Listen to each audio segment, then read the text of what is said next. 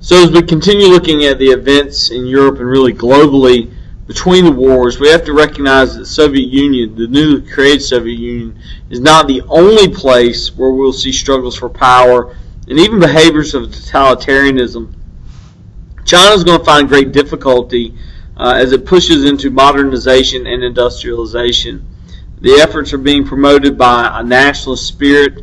The emperor is going to be removed, finally overthrown in 1911, ending centuries of and even millennia of dynastic rule there. China is going to become a republic on this idea of nationalism, which in hopes would create a democratic nation and thus economic security. Stop being manipulated and used, if you will, by foreign powers and standing alone as its own nation on its own successes. This is all going to be made difficult to accomplish. Poor decisions by leaders, revolt, civil war, and of course the after effects of World War I are all going to come into and affect China as well.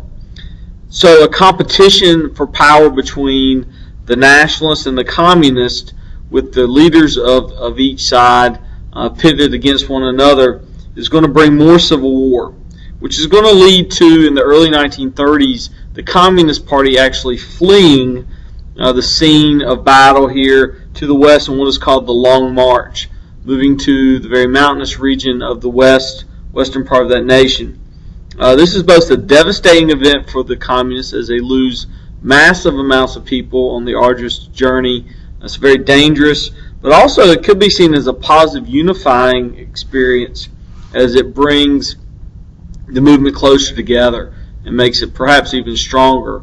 The Civil War is going to itself be put on hold as the Japanese will invade China in 1937.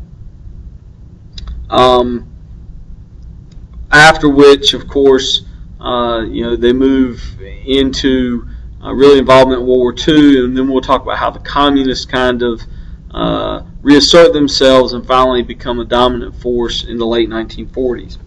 World War I is also going to bring increased nationalism to places like India, which we've spoken of before. Potential to overcome religious differences amongst the Hindus and Muslims there to accomplish nationalistic goals is again problematic. The movement brings suspension of rights to the Indians. Remember how the Americans, in their quest for rights from British power, brought even an escalation of rights suspension. The same type of mentality, the same type of policy is going to be installed here in India. Protests and massacres become common as the events escalate. A singular unifying figure, Gandhi, will rise to lead India's efforts and build his opposition around the practice of civil disobedience. And this idea of breaking the law to expose the law's ineffectiveness and injustice, he's not the first one to do this, but definitely is an effective figure in using this scheme.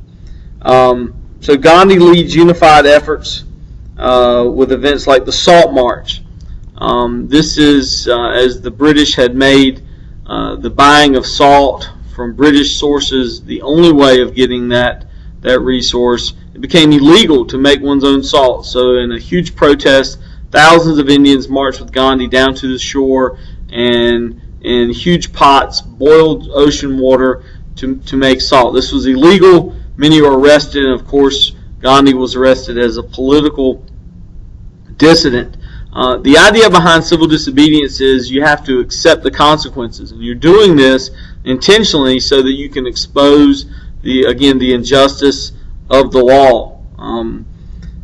So this leads to another opportunity for Gandhi to embark on yet another hunger strike, something that I'm not really a big fan of. Anyway, so you got to get some attention for the cause, and that's the way he chose to do it. By the way, Gandhi is eventually going to become assassinated by a fellow Hindu because he apparently is angering his base that he is working with Muslims and other faiths, as well as the fact this whole nonviolence approach is just kind of bleh for those who want to just assert themselves and take charge.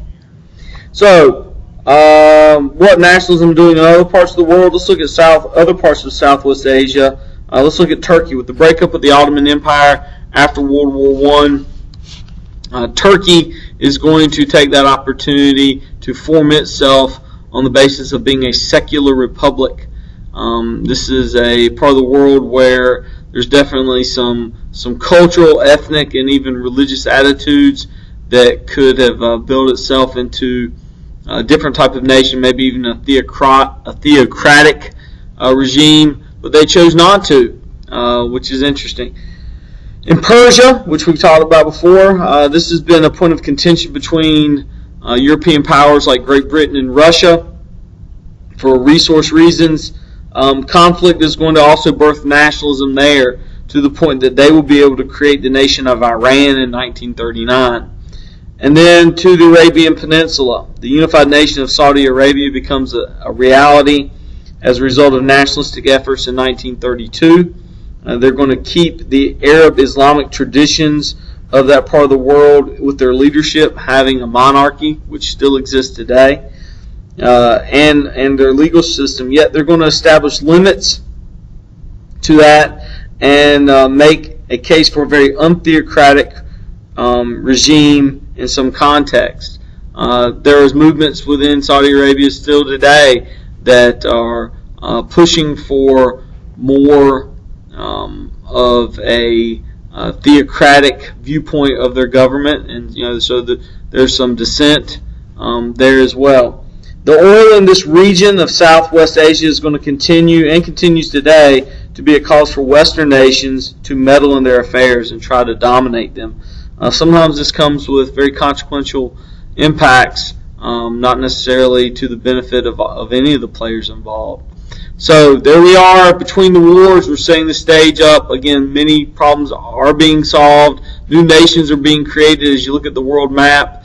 Borders are being drawn, but also some of these problems are being unresolved, and we're going to see in our next set of topic talks, the prelude for another world war is on the horizon.